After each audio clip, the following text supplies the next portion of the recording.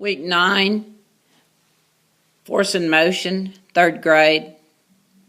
Teachers, this week we're going to work with some words: push and pull, swings, balls, pulleys, and it says wagons, but we're going to kind of change that up because we have little toy cars, but we have no way to hook a wagon to them. So I've made a wagon for your kids to work with, and it's going to involve the push and pull vocabulary.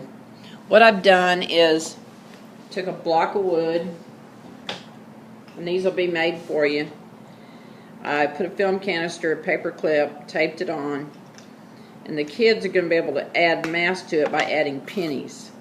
So I had 10 pennies in here to start with. I'm going to have a data table for you to fill out, like how we're going to use spring scales. This spring scales measures the force against the mass.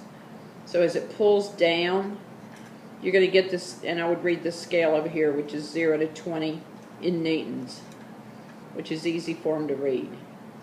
So if I just pulled an empty wagon up these little ramps that I made, they can see what it was before any mass was added, and it's about 1.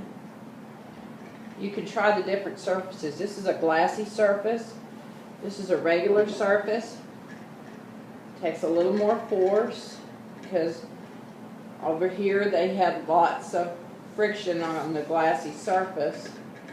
So it's a little past the 1 now. Then when they move over here to the sandpaper with their wagon, they're going to see that it takes a lot more force to pull up that sandpaper. Then we're going to put, let's start with 10 pennies. You don't see a big difference between 5 pennies. So I'm going to put 10 pennies in. And I'm going to measure my force again, or my newtons. You can use the word newtons, named after Sir Isaac Newton. And they're going to look at where that's pulling on that scale and write that down. There's their glassy surface.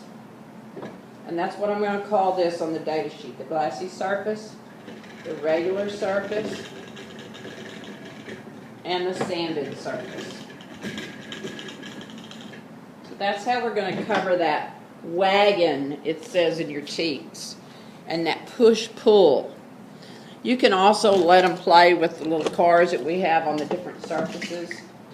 Like, let them see how that car slows down on the sanded surface, or if this one goes faster on the glassy surface. So that's something we want to cover. Another one of your teaks said change by pushing and pulling objects and balls. So what I think this would be a really good activity right here. I'm going to have to turn my camera a little bit over to this table so that I can demonstrate this. I have 3 different balls here.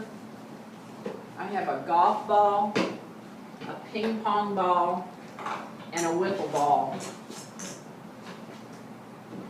And what they can do is experiment. First of all, they have to set it up as an experiment. Always drop from the same height surface. Like you wouldn't pick this one up here and drop it, and this one up here and drop it, and this one up here. So because all the tables are going to be gone, folded up, and we're going to work on the floor, they can come over here to this surface and drop them from this height. For your demonstration, I'm going to drop them from this table. I want to see how high they go. Okay? So we're looking for the ball with the most bounce. So they can do this several times. And then they determine which of these. They can do them all at the same time. Of course, that one hit the other ball. But let them experiment. Their job is to find out which ball bounces the highest.